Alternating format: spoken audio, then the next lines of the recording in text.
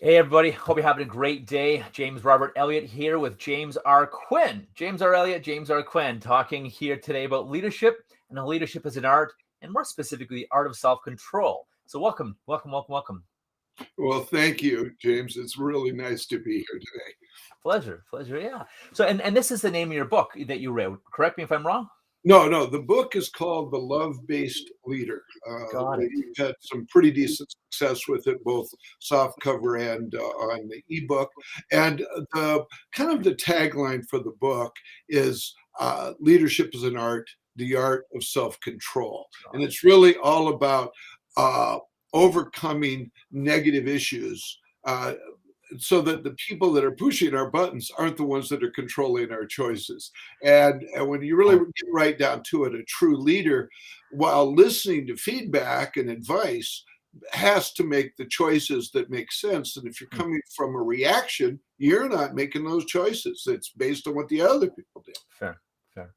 Yeah, because that influencing you to react, push your button, I get specific reaction. How do we stop that? How do we? And this is great because often I will help people with neurolinguistic programming, NLP, and some other tools stop that as well. Versus the button pushing, versus the reaction doesn't happen anymore. It's that responding and that creating boundaries and responding in a way that's conducive. So let's talk more about that. First of all, talk to us more, James, about the whole people pushing your boundaries and how to respond versus react. That's sort of the $1,000,000 question. I mean, I've been studying all of this since really I was first exposed to personality profiles back about 1975 with a company called Integro that had taken some work from Myers-Briggs, who'd taken some work from the psychologist Carl Jung. Carl Jung, and with his four senses, and then who got all that from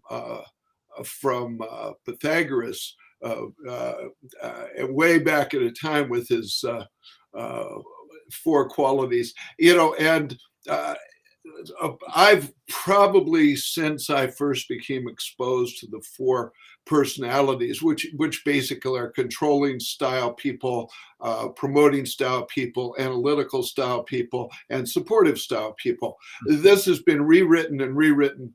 I've found over 200 different systems for colors, for animals, for that have been copied and recopied and regurgitated a million times. But way back in the day, Pythagoras had a contemporary named Galen, and Galen came up with an idea called the theory of opposites. And basically, the healing occurred if you were in a reactive fight kind of a mode. Compassion is the opposite is what you need. And if you're in a people-pleasing mode, you might need some ethics to kind of come from the truth. Sure. And so Galen and I seem to be the only two that have really taken that attack. I don't see, obviously the four personalities are valid. They've been validated a million times. But the problem is, nobody reacts the same way all the time, and certainly not when stressed. The mouse can roar, and the CEO sometimes need a shoulder to cry on.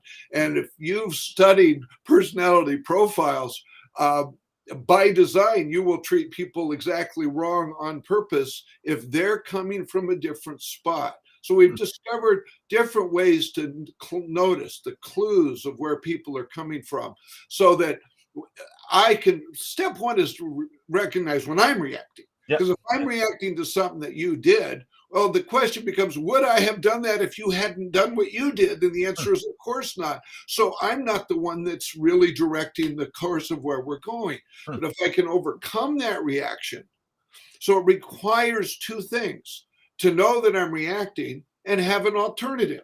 And once you know what the alternative to, when somebody's in a fight, I don't get mad, I get angry, I get even kind of an attitude. They're almost proud of the reaction. And like my mother said, I'd walk around the block to keep from from hurting somebody's feelings. And from my mother, I learned to lie. I mean, she wasn't trying to make me dishonest. She wanted to make me compassionate with other Mm-hmm. people and think about their feelings. But it didn't matter what she taught me. It mattered what I heard. Well, exactly what yeah, that's right. And that's kind of what my work is all about. I'm working with a group of 8 CEOs CEOs next week for a whole day. Each of them with multi-million-dollar corporations. And they said, we want you to come in and challenge our reactions and get us to stay focused when things go wrong, rather than, the typical CEO attitude. If something goes wrong, they turn into the Queen of Hearts off with their heads, kind of a thing. And there's a more effective way to manage. So I love working with leaders that are willing to look at themselves. Very cool. And I think that's probably one of the best ways of growth.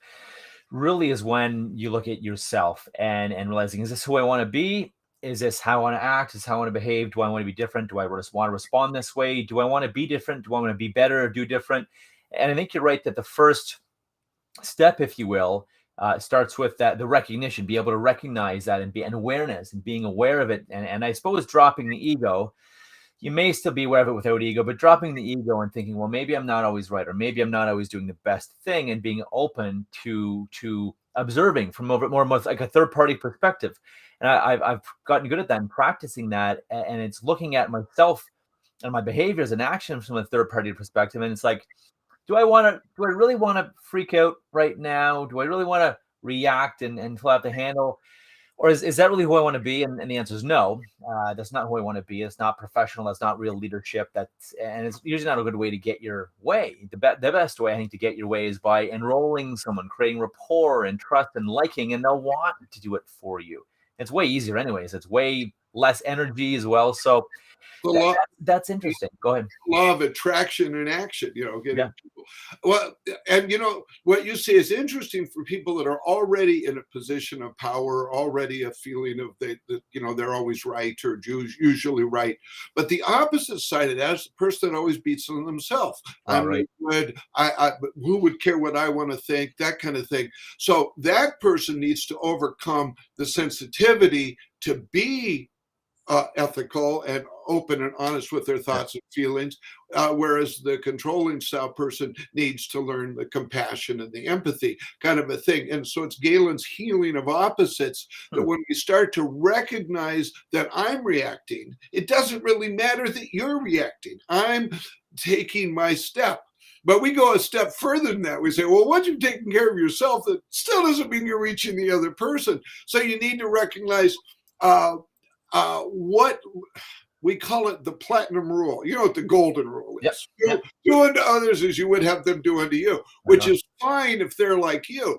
But if you're in France, you better speak French. So find their language. And that's what the platinum rule kind of is: do unto others as they need doing, and or what is effective. So for the shy person who's being overwhelmed by somebody, I need to speak their language. Instead of making excuses, I be direct. Here's the solution. And with the bold person, tearing somebody down for breaking their commitment might be coming, well, how do you see the answer? What do you, so solicit the response and open that person up. So the answers are opposite what you would think, or at least what we do when we're reacting. It's interesting when I'm interviewing a lot of leaders, both entrepreneur and corporate leaders. So my next book, and a lot of people say we want humanity back in business, whether it's the corporate work world or just in business in general. It's become too much about the money. And I think when people make it too much about the money, people will run. Like other people will run like hell if you make it all about the money. And it's just interesting that everyone's saying we need, humanity back. We need compassion back to the world, essentially, especially the work world, the corporate world, and the entrepreneurial business world. It was just fascinating hearing them say that. And it was really interesting. It's been interesting interviewing these great folks. And I've gotten a lot out of it, that's for sure. Well, absolutely. It's, the whole sense of leadership. We've long passed the days where I'm the boss, I'm the president, I'm your father, do it because I said Yeah. so. Yeah. That people are in a position now for the first time in history that they're not regulated to that position they were born to. That you can come from squalor to wealth. You can go from uh, power to squalor. You Yeah. can you can Sure. you can take steps, but it requires self-control that breaks programs that for 1,000 years psychiatrists have said, you want to know what you're going to be like in 40 years? Look at your parents, and especially the things you don't like, because you'll probably deny that you're like that. Yeah. And so Sure. sometimes we justify our reactions. If someone yelled at you the way they yelled at me, you'd be angry too. Yeah. Yeah. Sometimes we deny the reaction. No, I didn't say anything wrong. Sometimes we celebrate the reaction. I don't get mad, I get even. Sometimes we wallow in it. I always do things wrong. And Hmm. so when you can catch yourself, Yeah. That's the key. whether it's uh, using your reaction as a weapon against another person or to beat on yourself, whether you're intimidated by somebody else or in judgment of them. The minute you recognize that that is an automatic reaction, and we've defined it. You did Psych 101. You remember the fight flight theory, which Yeah. is fine Yeah. when discussing animals or cave people. But Exactly. what we need to go is recognize that current contemporary humanoid life forms don't just fight when they're upset or run away. We also shut down. They call that, True. the freeze, like animal caught in the headlights of the Yeah. car. True. But there's a fourth reaction we discovered. Huh. I call it the facade. So my work is the 4 F's and the solution is the 4 E's. And so the 4 F's are fight, flight, freeze, and facade. And if it doesn't mean you should never do any of those things, but the more often you do them, they are more likely to become non-think habits. Fair. And the clearest definition of with habits is that it is non-think. So you're not thinking, you're Automatic. reacting. Yeah. You just And happens. so having an alternative, whether it's ethics, time to evaluate, empathy, and enthusiasm, are the four opposites that each of those 4 F's will give you a handle to run with. And we watch people change immediately their results, just by recognizing that I'm not just reacting to what that person's done. I've also become certain reactions because I've done them so often in my life. Yeah. I don't even need a trigger anymore. I just am right. I just am stupid. I just, and Or whatever it is, yeah. Or they are mad. And to your point, it's interesting because it's right. It may be very, very little to do with that person, whatever they're doing. It's all the other stuff that's there, and that they just it's the one little spark that ignites the powder keg. But to your point, it could be almost nothing about that other person. They've just been, unfortunately, the one that ignited the powder keg. Yeah, Blew up there. it's called that transference. And I think Right. we have a lot of that going on in our life. But I think in the example, like you and I were probably raised very similar. We were told, don't talk to strangers. Because why? Because they didn't want us to get kidnapped or abused. They didn't want us to become, and then we grow up and get a job, and the first thing the boss says is go talk to a bunch of strangers. So all of a sudden, the old program that worked at 4 doesn't work at 40. So you have to be conscious that those things are in play, and don't expect yourself not to feel those fears. I was telling somebody the other day, they asked me, well, I've been to New Zealand 44 times. That's pretty nice to have somebody pay you to fly to some place you'd go to for vacation. And so it's really kind of cool. But you told the group that your biggest issues growing up were terrified of rejection and worry about what other people think. And I've spent much of my life hiding my thoughts, saying what I thought people wanted to hear. They wouldn't fly me to New Zealand to do that. So I sat at home alone worrying about rejection for years. And then I say, well, they ask me, what are your biggest issues now? And I say, well, fear of rejection and terror of what other people think. I don't get butterflies before I go on a call like this. I get termites. I get termites before I spoke to Disney or before I go before those CEOs next week. I'd rather pull the covers over my head. But what used to control me, while it still exists, doesn't have any control. So I used to worry about rejection all alone. I worry about rejection in New Zealand and in Dubai, and all over the United States and in 13 countries, and with companies like Disney. I used to worry about rejection for free. Now I get paid for it. That's the only difference, is that I've taken away the control of it. I haven't eliminated its existence. So the art of self-control is to recognize that my fear-based behavior that was created not because I'm stupid, but because it gave me something. I didn't get punished if I lied to somebody, but I got punished later, but I got to put it off. There's always a benefit. Right, exactly. A 4-year-old child that gets punished for speaking out of turn learns to shut up. Yeah. But is it still working at 40?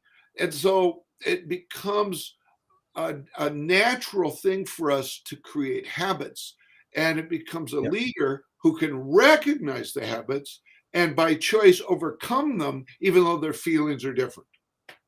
Fair. I think that's a really great explanation. And you're right. It's like, is this really who I want to be, or do I want to change? Do I want to react differently, react better, react in a way that's more helpful, less offensive, less whatever, less hurtful to other people, whether you're a leader, a manager, a director, you're an entrepreneur with teams. Yeah, it's responding compassionately. And yes, sometimes you need to take a breath or three before you can do that. And you're like, okay. Yeah. It doesn't mean you can't get angry, you can't have emotions or feelings, or you can't have a good outlet. Punching bag, exercise, going for a run. I love it. There's even like yelling in the car, or yelling into a towel as well can also work if you really need to get something out. Because I don't think it's healthy to keep it all in. But to your point, responding in the moment, do I need to be more compassionate and caring and understanding?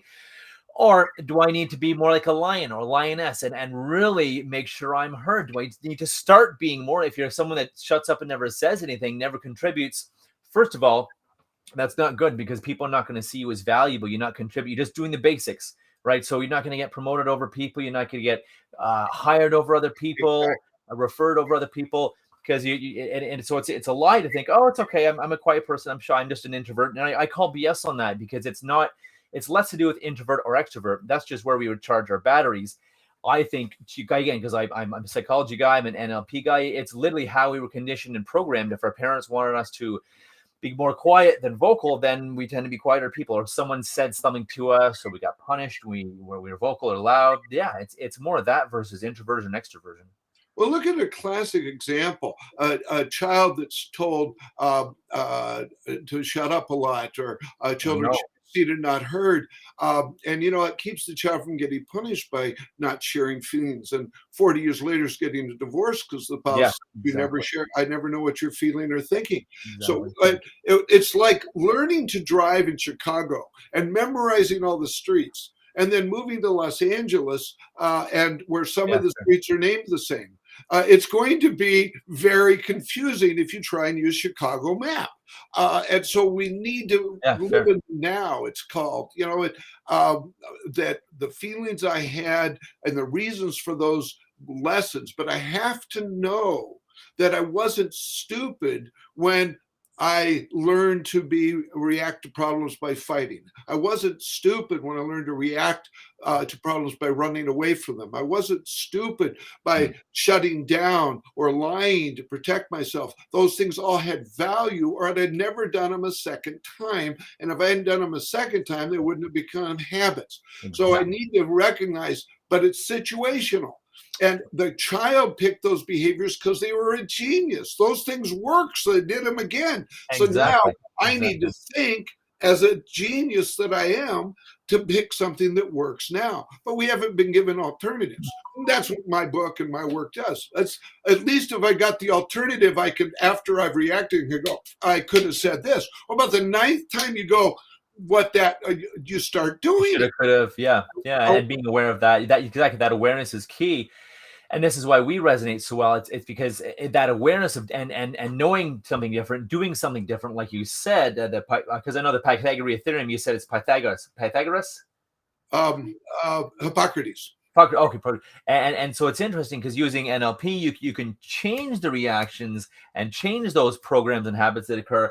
And I like your work that says pay the heck attention to things that are not working. Pay attention to what's not working, and be aware when you're reacting versus responding, and then perhaps do the opposite, more compassion, or maybe more more lioness.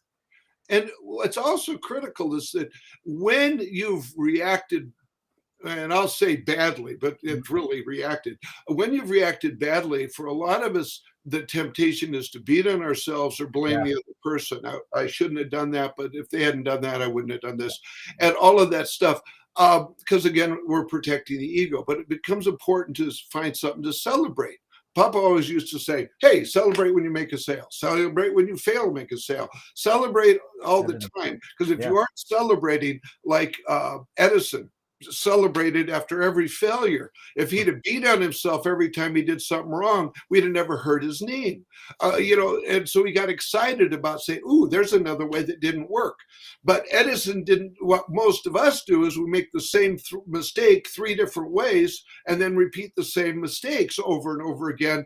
If Edison had done that, they'd have put him in a home. If he'd have just done 3 experiments 10,000 times, but he did 10,000 different experiments. So and we've got to celebrate the failure and say, okay, what did I learn from it, and move from there. yeah, And so at the end of the day, when I'm coaching somebody, I tell them at the end of the day, you need to sit down, reflect on the day, and pat yourself on the back for what you did well, and then look at what could have been better or what you did poor that needs to be totally changed, and pat yourself on the back for noticing. yeah, And sure. when you do that, you build self-worth, you create things. And I love the word self-worth, and people miss it. You don't get self-worth from other people. If you did, That's for sure. it would be called others worth. And so Other words. this self-worth has to be self-administered. And Yeah. if you do that at night, this genius mind reinforces it all night long. That's right. Yeah, it's sleep. Yeah, sleep state programming. I teach that, and it's I love it because when you're, and you know this, when you're just about to fall asleep, or when you just wake up, your Yep. brain is in alpha or deeper brain waves, and it's kind of like hypnosis. It's very, very similar. So it's called sleep state programming, and you can either read an affirmation, say something, visualize 2, 3, 4, 5 minutes, everything you want in your life, just before bed and just after you wake up. And what I do is I have on my phone here, I play. It's a 3 minute declaration: who I am, what I do, who do I want to help. I even have my cool car, my Nissan GTR. I love it. I love it. For like a vision board type thing. But yeah, like exactly like you said, listen to almost a declaration. This is who I am. This is how I treat people. This is what I'm achieving in my life. This is who I reject from my life. This is who I want in my life. This is why I want to do it. This is why I deserve it. This is how I can give back with it.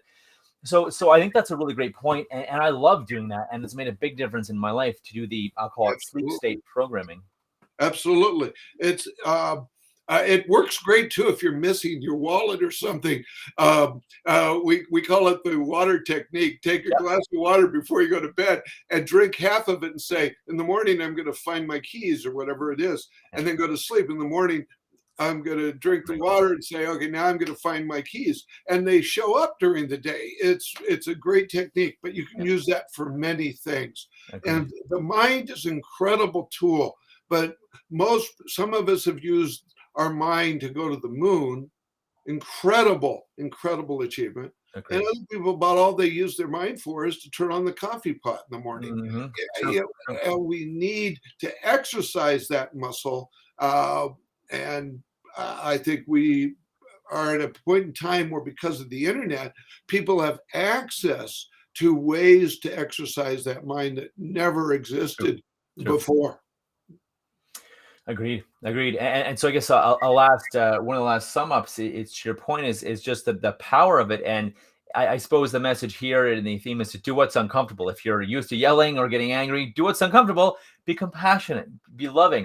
Be understanding. If you're used to shutting up and being quiet, or you're mousy and nervous and fearful of ruffling feathers or offending someone or speaking up or being wrong or being ridiculed or for an idea that didn't work anywhere, like I used to be. Again, have courage. Do the opposite. Do what's it'll be scary. Be courageous. Do the opposite. Do what's scary. Do what makes you feel uncomfortable, because then you'll grow. You do uncomfortable things, you automatically grow. So I think that's a great theme to leave people with here. Seek to do what's uncomfortable for you, including some people is dropping the ego. And again, something I learned years ago too. Bottom line, if you're reacting, you don't really know your truth or No. yourself. Yeah, you're not in control. My father used to say most people rather be right than successful, and it's almost okay to be unsuccessful if you can prove beyond the shadow of a doubt that it's not your fault. And so and people end up not knowing who they are. You got to know who you are, and you got to know where you're going, and you got to be blessing your tools that you've been God given to get there with.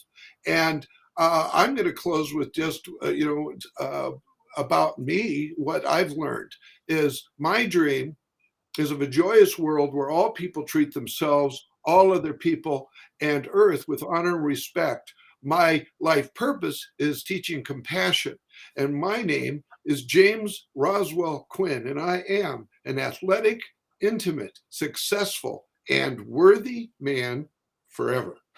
Amazing. I love it, brother. I love it. I love it. And I love when you said it's avoid the victim mentality. It's their fault. It's if we try to fault thing, their fault, it's not my fault. If we stick on fault, we stay victim, we stay stuck. But if you think, okay, no matter whose fault it is, avoid worrying about fault because it doesn't doing it anyways. It's our responsibility. It's our responsibility to persevere, to take action, to make changes, to do the uncomfortable, to move towards what you want. It's our responsibility, no matter what happened or what. Life isn't fair. Life is not fair. What happened to you or what's happening to you, what's going on, what you've been through. I've been through a lot too. And it's not that it's fair. It's not that it's your fault or my fault. It's just that, it's take responsibility if you want it. If you want it, go get it. Take responsibility to create it in your life. No fault, no victim, no blame. Just an honor being here today. I think I get the feeling you and I could probably chat for hours. The same thing happened when we first met. I feel I learn.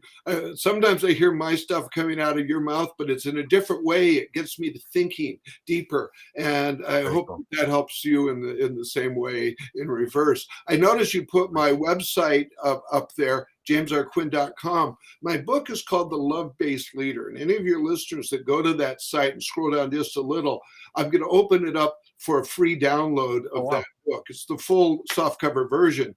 Wow. They can just click on that and download it, and they'll complain to you if it doesn't work. So let me know. With me, my current mantra is technology is my friend. And that's why I'm getting on today.